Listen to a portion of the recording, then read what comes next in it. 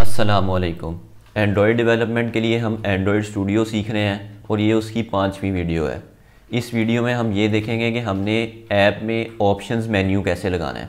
अगर मैं यहाँ पे आपको एक सैम्पल खोल के दिखा दूँ तो ये जो आपको इस आपकी एक्शन बार की टॉप राइट साइड में जो मेन्यू नज़र आ रहा है, जिसमें ये हमारे पास एक्सपेंडेबल भी है और ये जो दूसरा भी यहाँ पे ऑप्शन शो हो रहा है, ये सारा जो है ना, ये ऑप्शंस मेन्यू का पार्ट होता है। तो अब हम देखेंगे कि हमने ऑप्शंस मेन्यू कैसे शो करवाना है। तो सबसे पहले जो है वो हम अपना ऑप्शंस मेन्यू क्रिएट करेंगे। उससे पहले मैं यहाँ पे strings.xml में जाके तो वो अपनी मेन्यू आइटम्स का टाइटल जो है वो यहाँ पे लिख लेता हूँ। फॉर एग्जांपल इधर टाइटल है शेयर ऐप, एग्जिट ऐप। तो ये सबसे पहले मैं यहाँ पे इनकी स्ट्रिंग्स बना दूँगा। इधर मैंने ये 2 स्ट्रिंग्स बना ली हैं। हमारी जो 2 अभी हम आइटम्स ऐड करेंगे उनमें ये टेक्स्ट शो हो रहा होगा। तो अब हम अपना मेन्यू बना लेते हैं। मेन्यू बनाने के लिए रेस्ट वाले फ़ोल्डर को राइट क्लिक करें, न्यू एंड्रॉयड रिसोर्स फाइल। इसमें जाके अब हमने इधर वैल्यूज़ की बजाय मेन्यू सेलेक्ट करना है और इधर अपने मेन्यू का नाम देना है। तो इसका मैं नाम दे देता हूँ options_menu। इसको मैं ओके कर देता हूँ। तो ये जो हमारा मेन्यू है ये यहाँ पे बन गया है। अब इसमें हमने जो है वो आइटम्स ऐड करनी है, मेन्यू आइटम्स। तो आइटम ऐड करने के लिए मैं यहाँ पे आइटम टैग डालूँगा और इसके जो यहाँ पे हम पैरामीटर्स इसको देंगे, सबसे पहले देंगे आईडी मैं इसकी दे देता हूँ options_toast। इसके बाद हमने इसका टाइटल देना है। तो इधर मैं टाइटल इसका दे देता हूँ @string/showToast, जो हम वहाँ पे स्ट्रिंग बना के आए हैं, और इसको मैं टैग को क्लोज़ कर देता हूँ।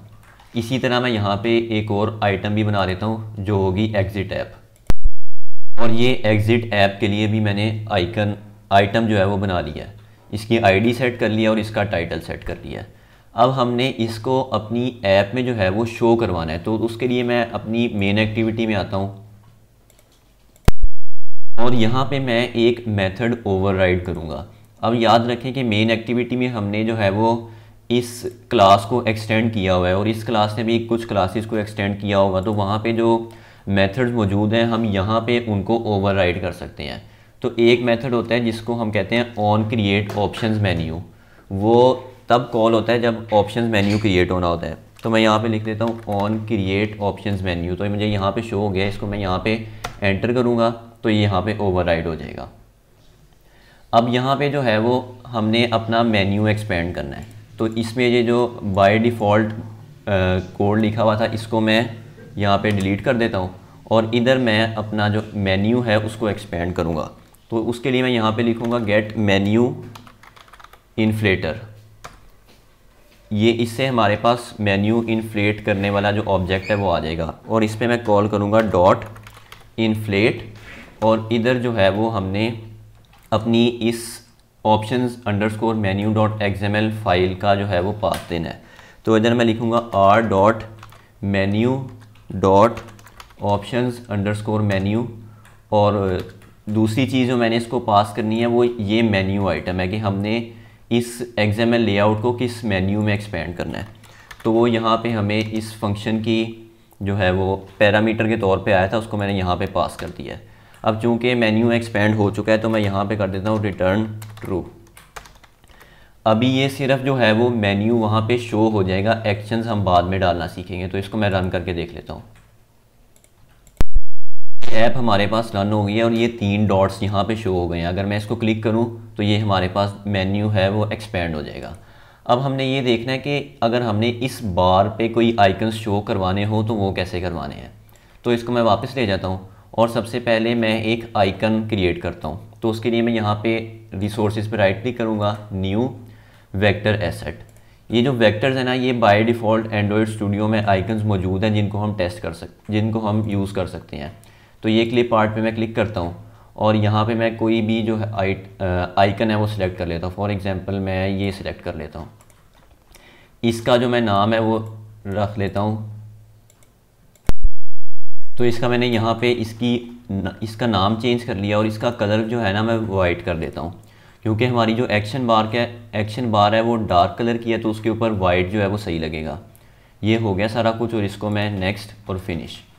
अब ये जो हमने आइकन बनाया है यहाँ पे मैं एक और आइटम बनाता हूँ जो कि इस जगह पे शो होगी और उधर उसका आइकन है वो भी शो होगा। strings.xml में वापस चले जाते हैं और यहाँ पे जाके एक और स्ट्रिंग बना देते हैं।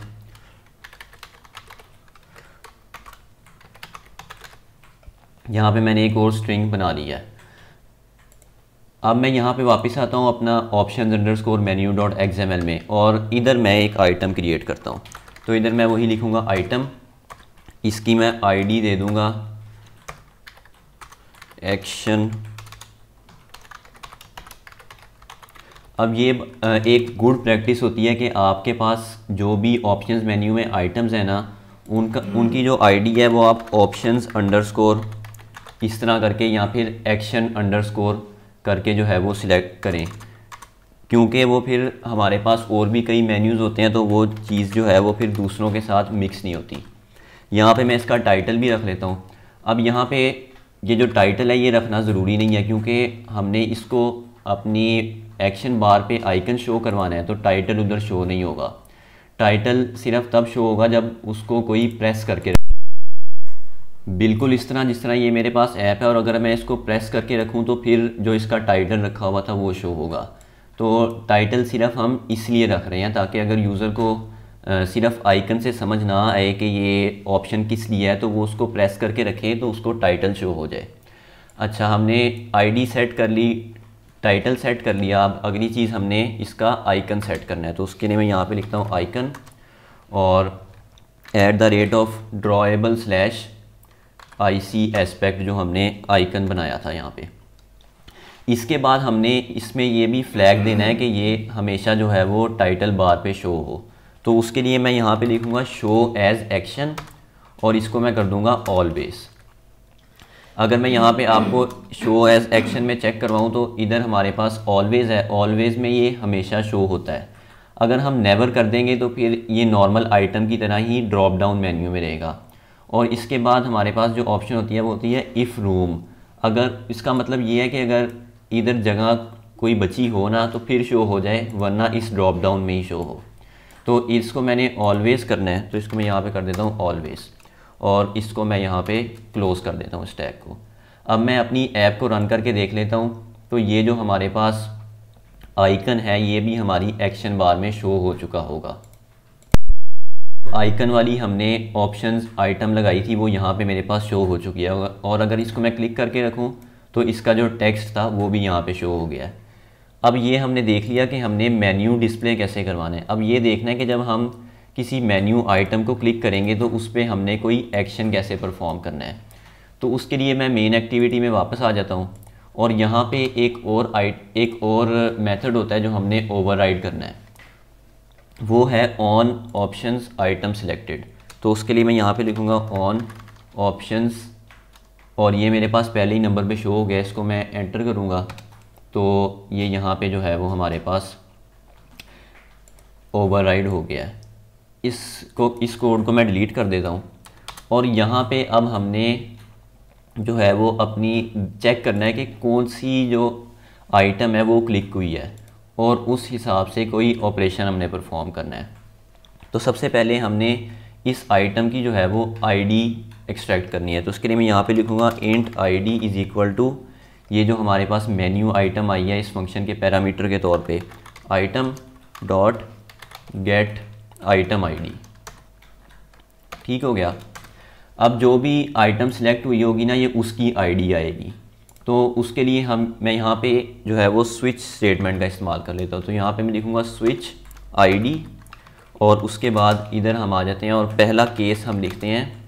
यहाँ पे मैं आके देखूँ तो options_ एस्पेक्ट के नाम से है। तो मैं यहाँ पे लिखूँगा केस r.id.options_ एस्पेक्ट। तो जब ये यूज़र क्लिक करे तो मैं चाहता हूँ कि यहाँ पे एक टोस्ट मैसेज शो हो जाए। तो उसके लिए मैं लिखूँगा टोस्ट और ये जो दूसरे नंबर पे ऑप्शन आ रही है इसको मैं एंटर करूँगा और यहाँ पे मैं लिखता हूँ आइकन क्लिक्ड। और आपको याद हो तो ये हमारे पास जो स्विच स्टेटमेंट होती है इसके साथ हमें ब्रेक भी इस्तेमाल करनी पड़ती है। तो इधर मैं ब्रेक कर देता हूँ इसको। इसके बाद हमारा अगला केस आ जाएगा केस r.id. और हमारे पास जो अगली ऑप्शन है वो यहाँ पे ऑप्शंस अंडरस्कोर टोस्ट के नाम से है। तो मैं यहाँ पे ऑप्शंस अंडरस्कोर टोस्ट को सिलेक्ट कर लेता हूँ और इधर मैं अब एक टोस्ट मैसेज डिस्प्ले करवाता हूँ, टोस्ट ऑप्शन क्लिक्ड, और इसको भी मैं उसी तरह जो है वो ब्रेक कर देता हूँ। इसके बाद मैं अपना अगला ऑप्शन देख लेता हूँ। तो मैं यहाँ पे लिखूँगा केस r.id.options, इसका हमने क्या नाम रखा था, एक्शन अंडरस्कोर एग्ज़िट। तो इधर मैं लिखता हूँ एक्शन अंडरस्कोर एग्ज़िट, और मैं चाहता हूँ कि जब यूज़र इसको क्लिक करे ना तो हमारी ऐप क्लोज़ हो जाए। तो ऐप अगर हमने किसी भी एक्टिविटी को एंड करना हो ना तो उसके लिए फिनिश का फंक्शन इस्तेमाल होता है। तो मैं यहाँ पे लिखूँगा मेन एक्टिविटी डॉट दिस, यानी मेन एक्टिविटी का ऑब्जेक्ट लेने के लिए डॉट फिनिश। मैं वैसे डायरेक्ट फिनिश भी लिख सकता था क्योंकि हम इस वक्त मेन एक्टिविटी में ही है। तो ये हो गया काम हमारे पास। अब हम चाहते हैं कि इसमें बात ये होती है कि अगर मेन्यू की आइटम सेलेक्ट हो गया तो हमने ट्रू रिटर्न करना है, वरना फिर हम अपने सुपर क्लास वाले मेथड को कॉल कर लेंगे। तो उसके लिए मैं यहाँ पे ये कर देता हूँ कि जब यहाँ पे ये सिलेक्ट होगी तो हमारे पास रिटर्न ट्रू हो जाएगा, जब ये सिलेक्ट होगी तब भी रिटर्न ट्रू, और ये सिलेक्ट होगी तब भी हमारे पास रिटर्न ट्रू हो जाएगा। और ये बात आपने याद रखनी है कि जो रिटर्न ट्रू है ये आपने अपना काम करने के बाद लिखना है, वरना क्या होगा कि आपका जो मेथड है वो रिटर्न हो जाएगा और काम आपका होगा नहीं। तो ये स्विच से मैं बाहर आ जाता हूँ और यहाँ पे मैं रिटर्न कर देता हूँ return super dot on option item selected, यानी कि हम अपनी सुपर क्लास वाले मेथड को ही कॉल कर रहे हैं यहाँ पे अगर हमारे पास कोई भी आइटम सिलेक्ट ना हुई हो। अब ये यहाँ पे हमने चूँकि रिटर्न ट्रू कर दिया तो ब्रेक भी यहाँ पे डालने की ज़रूरत नहीं थी क्योंकि वो उससे मेथड जो है वो खुद ही एंड हो जाता है। तो ये हमने अपने ऑप्शंस मेन्यू में जो आइटम्स थी उनके क्लिक पे अब चीज़ें सेट की हैं कि जब ये वाला ऑप्शन क्लिक होगा तो ये स्टेटमेंट एग्जीक्यूट हो जाएगी, इस तरह जब ये क्लिक होगा और ये क्लिक होगा तो हमारी ऐप एग्ज़िट हो जाएगी। इसको मैं यहाँ पे रन करके देख लेता हूँ। तो ये ऐप मेरे पास रन हो गई है। अब अगर मैं इसको क्लिक करूँ ये एस्पेक्ट वाले बटन को, तो इस पे हमारे पास आइकन क्लिक्ड जो है वो टोस्ट शो हो गई है। अगर मैं इस ड्रॉप डाउन में जाके इस शो टोस्ट को क्लिक करूं तो ये टोस्ट ऑप्शन क्लिक्ड, ये वाली टोस्ट हमारे पास शो हो गई है। और अगर मैं एग्ज़िट वाले बटन को क्लिक करूं तो ऐप बंद हो गई है। ये हमने वो काम हुआ है जो हमने एक्शन सेट किए थे। यहाँ पे हमने एक्शन सेट करने के लिए हमने स्विच केस इस्तेमाल किया है। आप यहाँ पे इफ़ एल्स भी इस्तेमाल कर सकते हैं, उसका भी मैं यहाँ पे आपको डेमो दे देता हूँ। आप यहाँ पे लिखें if id is equal to r.id.action exit। तो यहाँ पे आप एग्ज़िट पे जो काम करवाना है वो कर लें, और यहाँ पे आप लिख दें else if id is equal to r.id.options toast. तो यहाँ पे आपने इस पे जो काम करवाना है वो कर लें। तो इसको जो है वो काम करवाने के दो तरीके हैं, या तो हम स्विच केस इस्तेमाल करके ये चेक कर लें कि कौन सी ऑप्शन सिलेक्ट हुई है और उसका टास्क परफॉर्म कर लें, या फिर हम इफ़ एल्स इस्तेमाल कर लें। तो ये हमने इसमें ये देखा है इस अपने लेक्चर में कि हमने ऑप्शंस मेन्यू कैसे लगाना है। इसके लिए आपकी असाइनमेंट ये है कि आपने ऐप बनानी है और उसमें ऑप्शंस मेन्यू लगाना है, और फिर उसका जो स्क्रीनशॉट है वो आप कमेंट्स में पोस्ट कर दें। इस वीडियो के लिए इतना ही। अल्लाह हाफिज़।